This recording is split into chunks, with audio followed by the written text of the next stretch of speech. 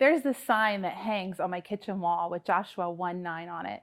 Be strong and courageous. Do not be afraid or discouraged, for the Lord your God will be with you wherever you go.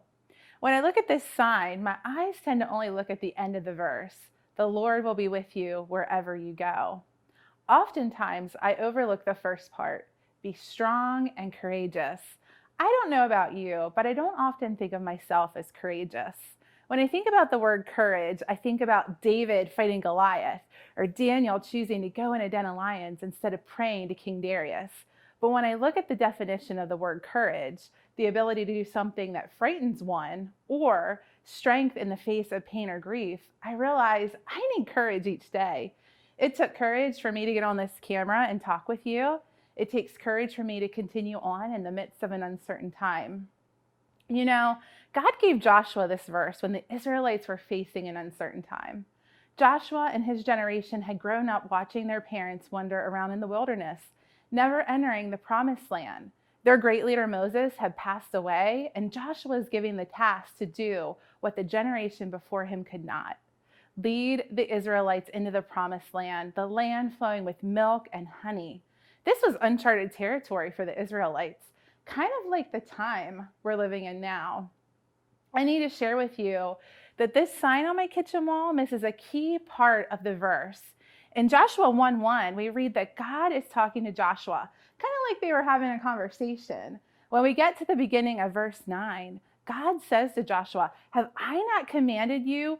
Be strong and courageous. God is not making a suggestion to be strong and courageous. He is commanding it. Why? Because he knew that it was going to take strength and courage for the Israelites to enter the promised land. They didn't just walk over into a new land, set up some beach chairs, play some music, and relax. I mean, that would have been great, right? No, they had to send spies in, come up with a battle plan, cross a river, divide and conquer, and fight. Maybe that feels like your life right now. Maybe the future looks hard or complicated. Maybe you don't know where to start. Maybe you don't feel like you have a community of Israelites backing you up. If you feel those ways, I understand. But it's for times just like these that God commands us to have courage. You may not know where to start with this whole courage thing. God said from the very beginning of the book of Joshua, I will not leave you nor forsake you. The courage that the Israelites were commanded to have didn't come from them. It came from God.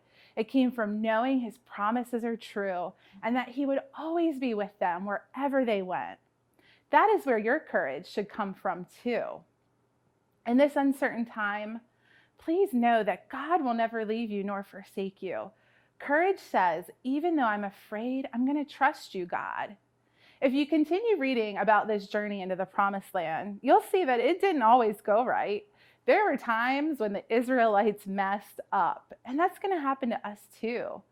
But the Israelites stayed courageous, and it took time, but there was an end, a time when they settled into the promised land.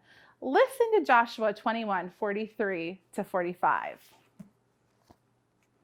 So the Lord gave Israel all the land he had sworn to give their ancestors, and they took possession of it and settled there.